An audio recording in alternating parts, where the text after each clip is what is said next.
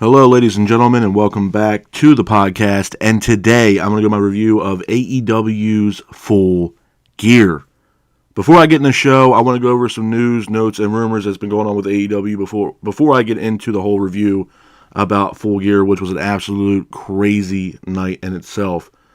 Number one, man, one of the biggest things I want to get into is this Continental Classic tournament. Now, during the Full Gear show on Saturday night, obviously they had 0 Hour.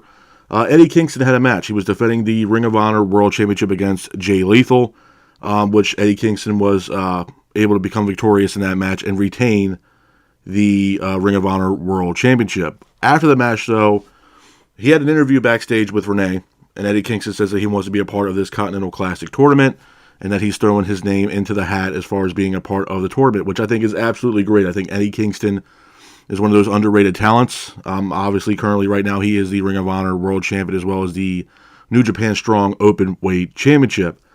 When he announced, though, that he wanted to be a part of this tournament, a couple things I took away from this. Number one, Kingston said that he will defend both the Ring of Honor Championship and the New Japan Strong Openweight Championship in every single match that he is in during his time in the tournament, which is absolutely awesome. So whoever beats Eddie Kingston becomes a new Ring of Honor and New Japan Strong Openweight Champion. So that's absolutely awesome.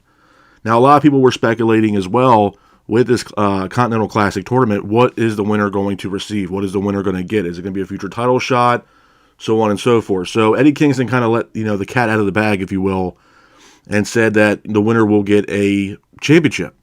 And not just the Ring of Honor and New Japan Strong Championship, but the new possible AEW Championship, which will be the Continental Championship. That is correct. Now, a lot of people are probably confused about, hey, what the hell is going on here? AEW already has a lot of titles. Well, it looks like AEW might possibly be adding another title into the mix for AEW, which will be the Continental Championship. My take on this, number one, the tournament that AEW is going to have is, to me, and the way they're basing this this tournament is exactly how the G1 is in New Japan. And if you guys are not familiar with the G1 in Japan and New Japan Pro Wrestling, it's a phenomenal tournament. The tournament's awesome. It spans for, I think, weeks, if not months, in New Japan. And it's literally the best of the best. They used to have the Super Juniors as well.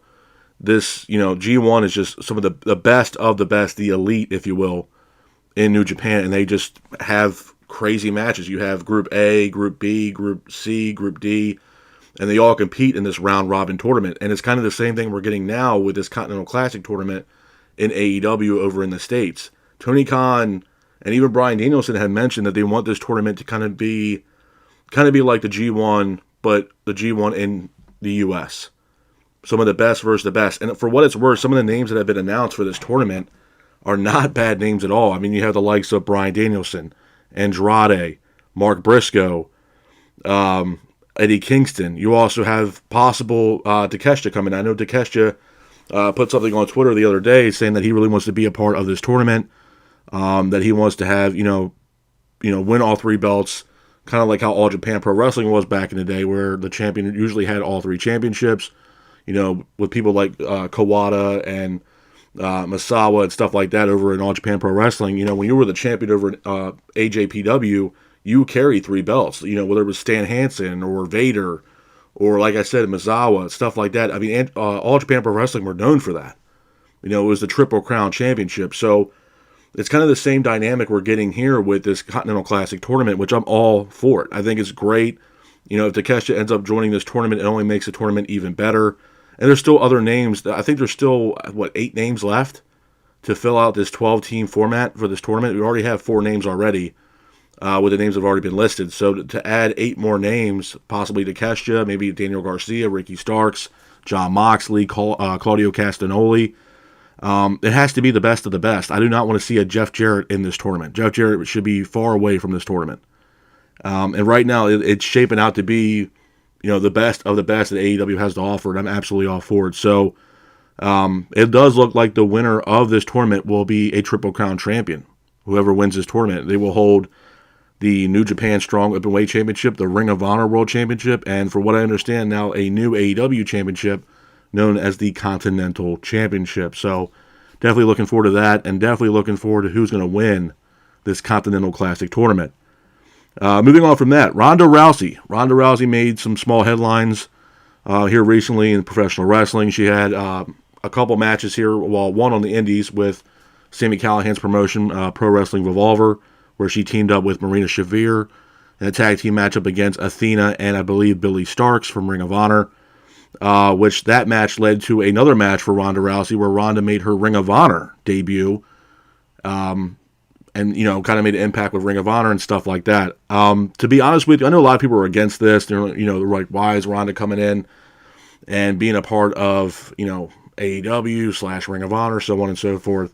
Number one, I will say this. I commend Ronda due to the fact that she went from WWE and then went to an indie show, because it kind of shows that she has love for professional wrestling. So you have to give her credit where credit's due on that. Whether she was teaming up with Marina Shafir, who obviously Marina and Ronda are really close friends, it made for a great match, a great moment. And not only that, it shows you that she has love for professional wrestling. Now, with that being said, why is Ronda signed to Ring of Honor / AEW? As far as I'm concerned, of what I've been told, it is a handshake deal between Tony Khan and Ronda Rousey. Ronda Rousey is currently not signed a contract with Ring of Honor or AEW. That has not happened. With that being said, do I think we will still see Ronda Rousey possibly on Ring of Honor? Yes. I think the belief is that there will be a match between Athena and Ronda Rousey at Ring of Honor's next pay-per-view, which is sometime in early to mid-December for Ring of Honor. And Athena and Rousey will have a match at that point. But I can understand why Tony Khan, again, didn't sign a contract with Ronda Rousey, but it's a handshake deal. I mean, obviously the big elephant in the room is that, a lot of speculation around AEW, Ring of Honor, trying to be, getting on a streaming platform. And the main one everybody's been talking about, including myself, is HBO Max. Because, obviously, Time Warner and stuff like that, and Warner Media. Bringing in Ronda Rousey might help Tony Khan and Ring of Honor get that streaming deal with Max. Do I think it's a great idea? Absolutely. I've said it from day one when this whole thing was a whole idea about, AEW partnering up with HBO Max to be a part of a streaming deal for AEW. I think AEW should be on that streaming service because at this point they have the catalog. And for what it's worth, I know there's some fans out there that are Ring of Honor fans and they're happy with Ring of Honor and what Ring of Honor and Tony Khan's doing with Ring of Honor now. To me, the brand's dead, man. I hate saying that because Ring of Honor has had a lot of great moments, great matches, a lot of great superstars that have made names for themselves on the Ring of Honor brand and have moved on and made themselves superstars today. Guys like Seth Rollins, Kevin Owens, Sami Zayn. That's just to name a couple guys that were on Ring of Honor. I mean, the Bucks, Paige, Bryan Danielson. I mean, Ring of Honor at one point was that brand. It was a brand that, it was one of those brands on the indies at the time where everybody could go and really put on banger matches to get eyeballs, not only on Ring of Honor, but themselves to get into a New Japan or a WWE. And that's not what the brand is. Right now, to me, Ring of Honor is AEW's developmental. It's a glorified AEW Dark or AEW Elevation. It's just not getting the notoriety that it once was. And, for me personally, as an AEW fan and just a wrestling fan in general, I'm quite frankly, I'm getting tired of seeing Ring of Honor stuff on AEW. I mean, for example, how many times have we seen the Ring of Honor 6-man tag team championships being defended on AEW television? AEW has its own 6-man tag team championships that are really not really being defended. Billy Gunn and the Acclaimed hold those belts, and they're not doing a damn thing with them. But here we are seeing the Ring of Honor tag team championships being defended on Dynamite television. I think the Ring of Honor stuff needs to stay over in Ring of Honor, and Dynamite needs to focus on what they have as of late and as of now, because if they're even adding or contemplating adding another belt, I believe that's 8 championships in total that AEW has on their brand. That's a lot of damn belts to, have on one show.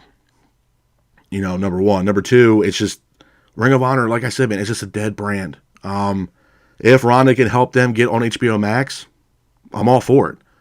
I think it's better for both Ring of Honor and AEW. I think it's a win-win because at the end of the day, I truly believe Tony Khan bought Ring of Honor based upon the fact that of the first All In. That was a Ring of Honor production. That was not an AEW production.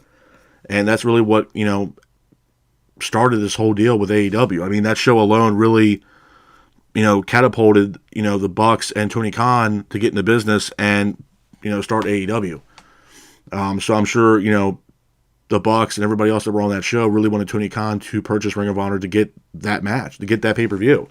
And now it's a part of their library, and now Tony Khan owns it. And who knows what else he owns from Ring of Honor, but I would put it on HBO Max. And hopefully Ronda will help Tony Khan, solidify some kind of deal between, AEW, Ring of Honor, and HBO Max. That's what I'm hoping for. So it's still yet to be seen, but, fingers crossed.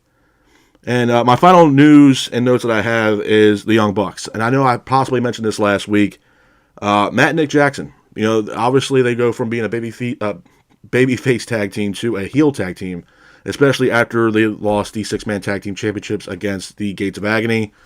And Paige, kind of took off and left the Bucks hanging to chase after Swerve, which caused them to lose the 6-man tag team championships for Ring of Honor. And the Bucks have kind of turned heel. They went from babyface to heel. And I know there was a lot of speculation about their EVP status. Now, from what I found out, is that the removal of the EVP status on AEW's website was supposedly a computer error, and they had now fixed that. And now, if you go on the website, from what I've been told, you will see the EVP above Matt and Nick Jackson. The other thing I want to get into about the Bucks is after the match they had at Full Gear, it's been they notified Tony Khan that they want to take some time away and take some time off. Now, this might be per storyline. There's been a lot of speculation around the Young Bucks, especially with this heel turn and where they want to, and the direction they want to go in the foreseeable future with AEW, because they just signed a contract extension with AEW, I think, for another 5 years. So it's really, at this point, it's like, what's next for the Young Bucks? And there's also been speculation that Matt and Nick Jackson might also bring someone else in to join them when they do return, and who knows who that may be. Now, I also believe, and what I've been told, is that the Being Elite series that they have on YouTube, which is awesome, is going to kind of tie into the storyline with what the Young Bucks are going to be doing leading up to the return back to AEW. This is not a hiatus or anything else like that. Or they're not, pissed off with Tony Khan or AEW. It's more or less they're just taking some time away to readjust and kind of figure out what the hell they're doing and what the hell's going on right now. And honestly, I'm not against it. I'm really not, because at the end of the day, it was the same thing I said about Paige, which I'll get into, because Paige and Swerve had an absolute crazy-ass match at Full Gear, which I will get into here soon. But, it's the same thing with Adam Page, and when it pertains to the fact with the Young Bucks and what the hell do you do next. Now, when Paige and Swerve had their thing, and it's been a phenomenal storyline between both Swerve and Paige, I kind of feel like the Young Bucks are at that same part right now in their careers. What's next for the Young Bucks? What are they going to do next?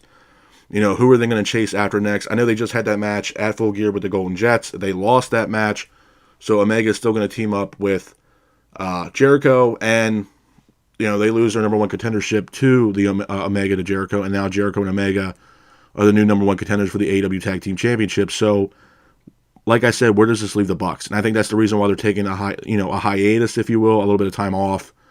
And obviously they're going to come back to AEW, but maybe just kind of, I don't know. Maybe it's just a, creative standpoint right now, and for what it's worth, AEW's creative has been absolutely horrendous. But I think it's a time for the Young Bucks, Matt and Nick Jackson, to kind of reevaluate what they want to do as a tag team moving forward.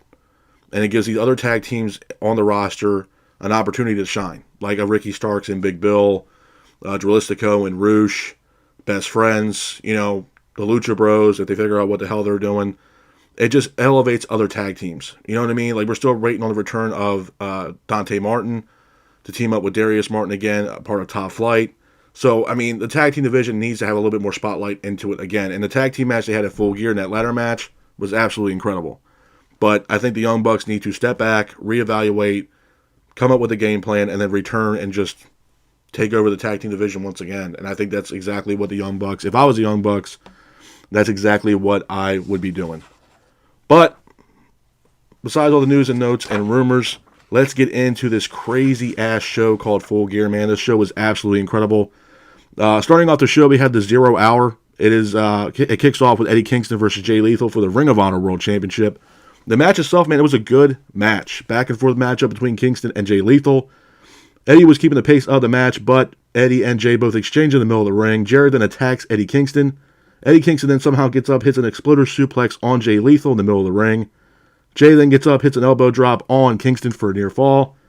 Eddie and Jay try to fight to grab the guitar from Jeff Jarrett, But Ortiz is here. Ortiz then grabs the guitar and hits Sanjay Dutt on the outside, which allows Eddie Kingston to hit the finish, pins for the 3, and your winner of the match, and still Ring of Honor World Champion, is Eddie Kingston. Hats off to Eddie Kingston for getting the win in this matchup.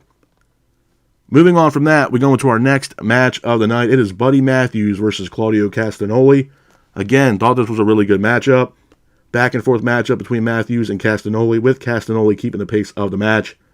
Castagnoli then hits a giant swing on Matthews in the middle of the ring, but Matthews gets up, hits a devastating powerbomb on Claudio. Claudio then hits a powerbomb of his own on Buddy Matthews, and then Claudio applies a sharpshooter on Buddy Matthews. Matthews taps out, and your winner of the match is Claudio Castagnoli. Hats off to Claudio Castagnoli for getting the win in this matchup. Moving on from that, we go into our next match of the night. It is for the Ring of Honor Tag Team Championships. It is MJF teaming up with Samoa Joe to defend the Ring of Honor Tag Team Championships against the Gun Club. I thought this was a good match. Back and forth matchup between both teams, with MJF and Joe keeping the pace of the match. MJF then motions to the crowd for the kangaroo kick, but Joe quickly tags in. Adam Cole was here. Cole comes down to the ring in crutches, but Joe ultimately applies a submission hold. And your winners of the match and still Ring of Honor Tag Team Champions are MJF and Samoa Joe. After the match, the Gun Club then attack MJF. Austin Gunn then hits MJF with multiple chair shots on his legs. Referee then calls for the doctor. A stretcher comes down to the ring. MJF then is on the stretcher getting wheeled out to the back to an ambulance. MJF then gets taken away, but before he gets taken away, he yells at Cole to make sure they don't let Jay White take the title away from him. So again, a lot of speculation, a lot of stuff going on before we get into the beginning of Full Gear. Moving on from that, we go into our first official match of Full Gear. It is a 6-man tag team matchup. It is Nick Wayne teaming up with Christian Cage and Luchasaurus versus Darby Allin, Sting, and Adam Copeland. A couple of things I want to say about this match before I get into it is that the entrances for Christian, awesome. I thought it was absolutely awesome. And the entrance for Sting, Darby, and Adam Copeland, having Sting come down to the ring, they all have the same bats as Sting. They're all wearing the jackets like Sting would wear and the face paint. It was absolutely awesome, man. It just made the match 100 times better. The match itself, fantastic match. Back and forth matchup between both teams, with Darby, Sting, and Copeland keeping the pace of the match. Luchasaurus then hits a chokeslam on Darby Allin till the outside, with Darby landing off the apron. It looked absolutely brutal. Darby then somehow gets up, hits a code red off the top. Copeland then hits an impaler. Flair then attacks Christian ringside. Christian then hits a low blow on Flair. Sting then hits a stinger splash on Luchasaurus. Copeland then hits a spear. And then Darby Allin ultimately hits a coffin drop off the top rope. Pins for the 3. And your winners of the match are Darby Allin, Sting, and Adam Copeland. Hats off to Darby Allin, Sting, and Adam Copeland for getting the win in this matchup. Moving on from that, we had Tony Schiavone in the ring interviewing Bullet Club Gold. Well, Jay White, if you will. Jay White is here. Tony announces that MJF is injured and that the match is canceled. After that, Adam Cole, music hits. He comes down to talk to Schiavone. Cole says that he will step in for MJF in the main event. And it looks like we're going to get Cole versus Jay White for the AEW World Championship in the main event for Full Gear. Again, a lot of things heating up, and this whole storyline is getting hot and heavy, man. Moving on from that, we go into our next match of the night. It is for the AEW International Championship. It is Jon Moxley versus Orange Cassidy. This was a good match. Back and forth matchup between Moxley and Cassidy, with Moxley keeping the pace of the match. Cassidy then hits a DDT for a near fall, as well as a Stun Dog Millionaire. Moxley then gets up, hits a pile driver on Orange Cassidy for a near fall. Orange Cassidy then lands multiple orange punches on Moxley for a near fall, but Orange Cassidy ultimately hits a beach break on Moxley, pins him for the 3, and your winner of the match is Orange Cassidy. Hats off to Orange Cassidy for getting the win in this matchup. After that, we have a little video vignette, if you will. It is Mark Briscoe pretty much announcing that he is going to be a part of the Continental Tournament. Now, again, I mentioned this earlier before I got into the whole Full Gear card itself, that a lot of the names that are stacking up for this Continental Tournament it's absolutely incredible. They have 4 names so far. I think it's Danielson, Andrade, Eddie Kingston, and Mark Briscoe that have so far been announced for this tournament. And this tournament will start this week on Dynamite. And I'm definitely looking forward to this tournament, man. It's going to be absolutely incredible. Moving on from that, we go into our next match of the night. It is for the AEW Women's Championship. It is Toni Storm versus Shida. It was a good match. Back and forth matchup between Storm and Shida. Storm and Shida then both exchanged. Storm was keeping the pace of the match. Storm then hits Shida with a shoe for a near fall. Shida then hits a Falcon Arrow. Toni Storm then applies an ankle lock, but the hold is broken. Shida then attacks Luther with the kendo stick. But Toni Storm ultimately hits the finish on Shida, pins her for the 3, and your winner of the match and new AEW Women's Champion is Toni Storm. Hats off to Timeless Toni Storm for getting the win in this matchup. Moving on from that, we have another announcement. Like I said earlier, Eddie Kingston announces that he's going to enter the tournament and be putting his Ring of Honor World title and New Japan Strong Openweight title on the line throughout the duration that he's a part of the tournament, which is going to be absolutely awesome. Moving on from that, we go into our next match of the night. It's for the AEW Tag Team Championships in a ladder match. It is the Kings of the Black Throne versus Rush and Dralistico versus FTR versus Ricky Starks and Big Bill. I thought this was a really good match. Back and forth matchup with all teams involved, with FTR trying to keep the pace of the match. Wheeler then hits a pile driver off the ladder. Ricky then hits a spear on Rush and Dralistico. Ricky and Malachi then both exchange in the middle of the ring, with Brody hitting a pile driver off the ladder. But Ricky Starks ends up going up the ladder to grab the championships, and your winners of the match and still AEW Tag Team Champions are Ricky Starks and Big Bill. Hats off to Ricky Starks and Big Bill for getting the win in that match and retaining the AEW Tag Team Championships. Moving on from that, we go into our next match of the night. It is for the TBS Championship. It is Julia Hart versus Chris Statlander versus Sky Blue. I thought this was a great match as well. Back and forth matchup between Julia Hart, Statlander, and Sky Blue, with Statlander keeping the pace of the match. Julia Hart and Sky Blue were trying to work together, but Julia Hart ends up attacking Sky Blue. Hart then hits a moonsault off the top rope for a near fall. Sky Blue then hits a Code Blue for a near fall as well. Statlander then gets up, hits a tombstone on Sky Blue. Julia then throws Chris out of the ring. Julia then goes for the cover on Sky Blue, pins for the 3. And your winner of the match and new TBS champion is Julia Hart. Hats off to Julia Hart for getting the win in this matchup. Moving on from that, we have Tony Schiavone on the stage at first, talking about the signing. Then he's in the ring. He's trying to hype up the announcement, stuff like that, of the brand new signing to All Elite. And that new person that signed their contract with AEW is none other than Will Ospreay. Ospreay signed his contract, and he is now All Elite. But when Ospreay grabbed the microphone, he addressed the fans after he had signed his contract that he says he wants to come to AEW immediately, but he also wants to finish up his time and, be a part of New Japan until the end of his contract, February 2024. So it looks like we're not going to get Ospreay until Revolution 2024, and Ospreay is going to fulfill his contract duties with New Japan and finish out his time with New Japan, which is absolutely awesome. But again, we're not going to see Ospreay until Revolution 2024, so definitely looking forward to that. Moving on from that, we go into our next match of the night. In my opinion, the match of the night. It is Adam Page versus Swerve in a Texas death match. This was a phenomenal matchup. Page quickly attacks Swerve. Page then hits a buckshot lariat quickly on Swerve. Page then attacks Swerve with a staple gun. It looked absolutely brutal.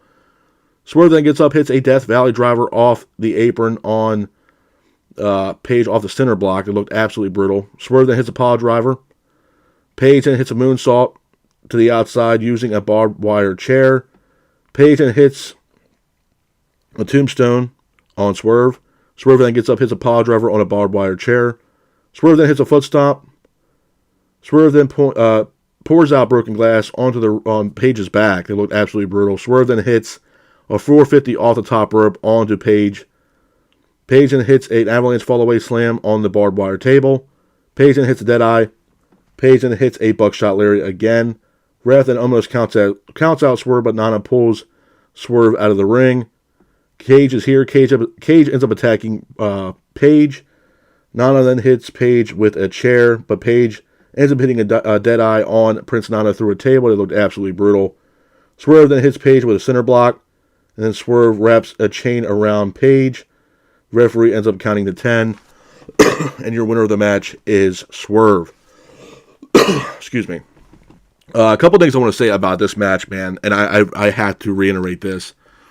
Swerve. Swerve is underrated, man. That dude's insane, man. Swerve, what he's been doing as of late, in this heel turn, and him being a heel and working with Prince Nana and everything else, it just works. And honestly, he's one of the best heels in the business right now. And this match was just brutal, man. For what it's worth, I thought Page was going to win this matchup. I really did. You know, both of them were busted wide open. I mean, I think at one point, like, it was just gruesome, man. It was just absolutely gruesome. It was probably a candidate for match of the year, to be honest with you. This match between Swerve and Page in this Texas Death Match that happened at Full Gear is probably a candidate for match of the year. I mean, these guys tore the house down. And to be honest with you, you know, and I've said this multiple times about Swerve.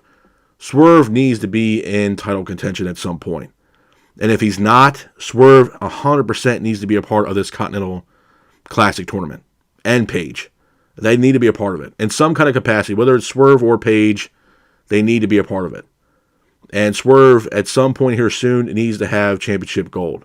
I mean, that guy is putting in work, man. That guy, I mean, damn, bro. That guy, the matches he's had as of late have just been phenomenal. And for what it's worth, and I'm not trying to take anything away from Adam Page, but Swerve is really saving Adam Page's career, to be honest with you, because he was at a stalemate, man. I mean, Page wasn't doing shit. He wasn't.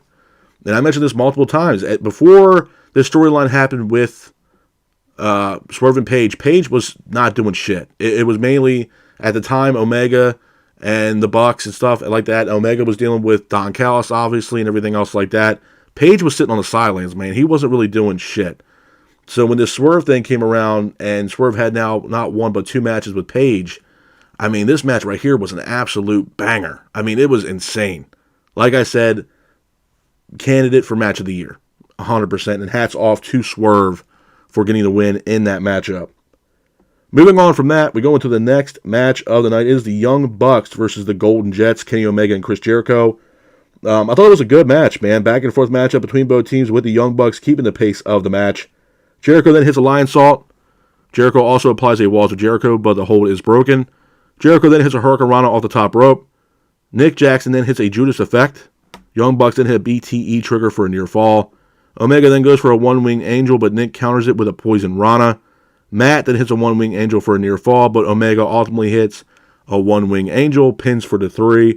And your winners of the match and new number 1 contenders for the AEW Tag Team Championships are Kenny Omega and Chris Jericho. After the match, Nick Jackson was completely frustrated, as well as Matt Jackson. They were using chairs, hitting the turnbuckles and stuff like that in the ring post, showing signs of frustration with Kenny Omega and how their career has been as of late, which is obviously building up a great storyline for the return of the Young Bucks after they take some time off. Moving on from that, we go into our next match of the night. It is the main event of Full Gear. It is Jay White versus Adam Cole for the AEW World Championship. Cole comes down to the ring in crutches. But before the match even takes off, an ambulance arrives. It's MJF. MJF comes down to the ring in the match, and he still wants the match with Jay White. Referee then sounds for the bell, and now we get Jay White versus MJF. But Jay White was quickly attacking MJF. He was keeping the pace of the match. Gun Club then get involved by attacking MJF ringside. MJF then hits a kangaroo kick. MJF then hits an elbow drop to the outside. MJF then hits a tombstone on Jay White as well. MJF then hits a cutter by jumping out of the ring to the outside on Jay White. It looked absolutely brutal. Jay White then applies a figure 4 leg lock, working on the injured leg of MJF. Cole looks to throw in the towel, but MJF quickly breaks the hold. Cole then goes to hit Jay with the title, but Jay grabs the title instead and hits MJF, with the referee being distracted for a near fall. Referee is knocked out. Cole then pulls out the Dynamite Diamond ring. Jay grabs the ring, but Jay goes to use the ring. MJF then hits a low blow on Jay White. And then MJF then hits Jay with the ring, pins for the 3, and your winner of the match is MJF. Couple things I want to say about this match, man, before I get, towards the, the highlights of the show, if you will. This was a solid match, man. I know a lot of people were confused, and some people were even pissed off about how this match went down between Jay White and MJF. I wasn't pissed at all, man. I think this is a great storyline right now with this whole, who's in the Devil's Mask, who are the Devil's entourage, if you will, that have been attacking people and attacking the Acclaimed. Who are these people? Who is the Devil in the Devil's Mask? We have no idea. And this was the first time that we've seen Adam Cole on TV since he injured his leg. I believe it was on a Dynamite. And then here he is now, being a part of a match in crutches. My personal belief, I'm going to say this again, man, I think Adam Cole is the Devil. I think he plays a humongous part into this storyline. I wouldn't be surprised if Britt Baker's also involved as well. It's telling a hell of a story. Obviously, then you also had to look on the flip side of that coin, man. The next pay-per-view is World's End, and it's at the Nassau Coliseum in New York. It's MJF's hometown. What better way to call a pay-per-view World's End than have Adam Cole turn on his best friend, his brochacho, being the Devil and turning his back on MJF. I mean, think about it, man. It sells itself 100%. 100%. And I can't wait to see the storylines leading up to World's End. It's going to be absolutely phenomenal stuff, but definitely looking forward to that. As far as Full Gear is concerned, man, this was a solid pay-per-view. Honestly, from top to bottom, there was, obviously some holes here and there that could be fixed, especially pertaining to the main event. There was a lot of plot holes that were kind of all over the place when it pertains to Adam Cole, MJF, Jay White. It was kind of all over the place. But as far as matches and what we got, phenomenal stuff. Phenomenal. Number one, Julia Hart. Julia Hart, I told you guys before about Julia Hart. Her ceiling is very, very high in AEW. And the amount of work that she's put in to build up her craft and the matches that she's had, it's been great to see, man. It's been phenomenal to watch. And her moonsault is severely underrated. Was I surprised that she won this match? A little bit, because I didn't think Statlander was going to drop the belt just yet. But was I also happy at the same time? Yeah, because Julia Hart deserved that title, that title win. She deserved that opportunity, and she's putting in time, effort, and she's making it look effortless almost at this point. And she's really building up her craft in the ring. A lot of people are starting to get behind Julia Hart. And for what it's worth, and I said this before, I think it was like a week or two ago, I think Julia Hart is one of the best pieces right now in the entire House of Black. I think she's one of the best known things in the House of Black right now. She's the most relevant right now because Malachi Black and Brody King, they had the tag team match and the ladder match, but other than that, they're really not doing anything besides that. Buddy Matthews, he hasn't been really doing a whole lot here as of late, even though, yes, he did have a match with Claudio Castagnoli at 0 Hour, but before that, they really weren't doing that much, and a lot of spotlight in the House of Black was leaning towards Julia Hart because she was trying, for what it's worth, kind of in a storyline. This whole spraying everybody with mist, spraying Willow, spraying Sky Blue, and Sky Blue's character completely changed, and even during this match with Julia Hart, Sky Blue, and Statlander, Sky Blue, and Julia Hart were kind of both working together in the beginning of the match. And I believe Julia Hart and Sky Blue even embraced in the beginning of that match and then attacked Statlander. So we don't know where Sky Blue is going to fall into this. Is she going to join Julia Hart in the House of Black? Who knows? Who knows? Obviously the Continental Classic tournament with the announcement of Mark Briscoe joining this tournament as well as Eddie Kingston. And I mentioned this earlier in the podcast about Eddie Kingston and the comments that he made about the Continental Classic. Him putting both belts on the line. The winner will be a Triple Crown champion with, obviously the Ring of Honor World Championship, the New Japan Strong Championship, and the new possible AEW Championship being the Continental Championship, which will make that individual, a Triple Crown champion, which has a lot of, it kind of reminds me of, like I said earlier, the old days of AJPW, All Japan Pro Wrestling, where you had, their champions had 3 different belts, like Misawa and Kawada and stuff like that were, Triple Crown champions, Stan Hansen, Vader. They were all at one point a part of the All Japan Pro Wrestling brand. Obviously, Dr. Death Steve Williams was also a big part of All Japan Pro Wrestling as well. So I think it's great. I think it brings a lot more spotlight to that individual wrestler, whoever wins that tournament. And the fact that you're not carrying not only one, but two, but three championships at the same time, simultaneously, man, it's going to be awesome. And that really just highlights that individual as one of the top draws in AEW. And that's why I think this tournament's going to be very special. And like I told you guys earlier, I think this is the G1 for America. I mean, the G1 in New Japan is absolutely insane. I think it goes on for weeks, if not months. And it's the best of the best in the world in the G1. And we're kind of getting the same thing here with this round-robin Continental Classic tournament in AEW, which will all come to an end. And the winner will be crowned at World's End, December 30th, at the Nassau Coliseum in New York. So I'm definitely looking forward to that. Definitely gets me excited about World's End for sure as well. Other things I want to get into about Full Gear as well, obviously the signee, the big elephant in the room, who was going to sign their contract with AEW, and that was none other than the man himself, Will Ospreay. A lot of people were disappointed with this. I think a lot of people were actually pissed off that it was Will Ospreay because people have already seen Will Ospreay in an AEW ring, even though he was not contractually signed to that company. And this was all part of the whole Forbidden Door 1, where Ospreay came over, had great matches in AEW, kind of setting up the storylines for Forbidden Door. But now he signed a contract with AEW, and he's going to stick around for a couple years. So I was all for it, man. Did I have an inkling that it was Will Ospreay? I said Will Ospreay or Mercedes Moné. Do I still believe we'll see Mercedes Moné? I think it's a possibility. Yeah, I think it's definitely possible that we'll see Mercedes Moné in AEW. It's only a matter of time.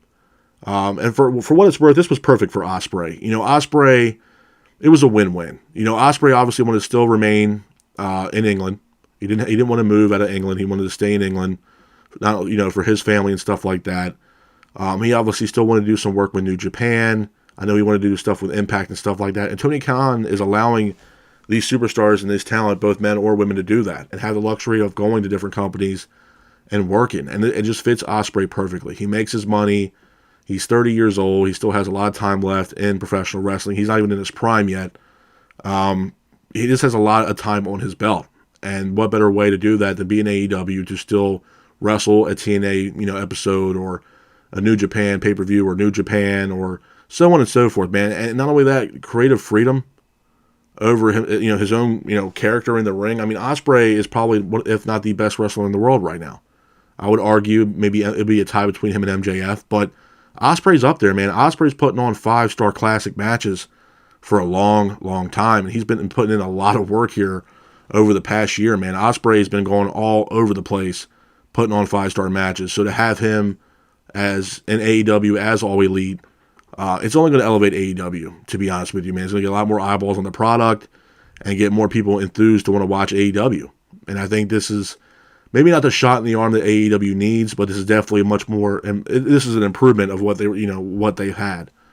And I definitely look forward to who's going to challenge Ospreay next. And I think we'll see Ospreay at Revolution in February, I believe. So I'm definitely looking forward to that as well. Again, I mentioned Swerve. Swerve severely underrated. The 6-man tag team matchup with Nick Wayne, Christian, and Luchasaurus versus Sting, Darby Allin, and Adam Copeland. Solid matchup. I thought both entrances for Christian and Sting's team was absolutely awesome. Sting had a standing ovation after the match. I believe his son was also in the crowd too as well, congratulating Sting. Darby Allin was on the microphone telling everybody this was the last time that Sting will be in California, so obviously the crowd erupted. Again, this is a part of Sting's retirement tour, man. Sting will be done at Revolution, and I think Steve's going to have one hell of a ride. And for what it's worth, man, I think a lot of people thought Ric Flair was going to take a little spotlight away from Sting during this matchup, but that wasn't the case. And Ric Flair even got involved. He even attacked Christian Cage, but I thought was absolutely hilarious. So it's a hell of a ride that Sting's on right now, man. It's a great retirement tour for Sting. He'll definitely be missed 100%. I mean, Sting, you want to talk about the accolades that this man has from, just his time, in the business. I mean, what he's done, from his time, obviously, in WCW and the transformation that he had from Surfer Sting to Crow Sting and how that took off, being a part of the NWO, his short time in WWE, obviously his time in Impact Wrestling and now AEW. I mean, he's had a phenomenal career, man. That's stemmed over for decades, So to see him retire in AEW, I'm all for it, man. And like I said, hopefully Darby Allin is a part of that, his last match. And I think it's a passing of the torch from Sting to Darby. I think Darby's a lifer for AEW. I don't think Darby's going a damn place as far as professional wrestling is concerned if it's not AEW. Darby is a lifer for AEW, man. That guy's going nowhere. And not only that, speaking of Darby, I think he actually is going to be taking some time off as well because supposedly Darby's actually trying to climb Mount Everest. So, hey, man, I'm all for it, man. Darby's that guy, man. He's a wild card. That's for sure, man. He's definitely a wild card. But he is another Sting to me. And that's given, Darby a lot of praise. But I feel like when I'm saying this, I mean that Darby is a lifer for AEW. I don't see him going anywhere else.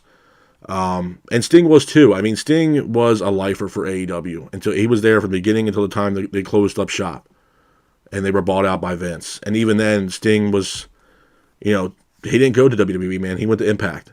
So, I mean, Sting's a lifer. And I think Darby Allin fits that same mold, if you will, that Sting had, that same morale where, Sting was a lifer for WCW. Well, Darby's going to be a lifer for AEW, and he's going to watch it and watch AEW grow to what it can be and hopefully what it will be. But all in all, solid night for Full Gear. I definitely look forward to this Continental Classic tournament as well, which will begin this week on Dynamite. I'm definitely looking forward to that. And hopefully we get some more names announced for that tournament. I think they have 8 more names to announce for that tournament. So I'm all for it, man. I think it's going to be an absolutely awesome tournament. Like I said, which kicks off this week on Dynamite. And again, Full Gear, solid show. Phenomenal show. We got new champions crowned. Julia Hart was crowned new champion for the TBS Championship. And not only that, we get a Match of the Year candidate with Adam Page and Swerve in that Texas Death Match. That will probably go down as Match of the Year for 2023, in my honest opinion. But with that being said, this is my review of AEW's Full Gear. I hope you guys are out there staying safe. Be careful, and remember, stay classic. Peace.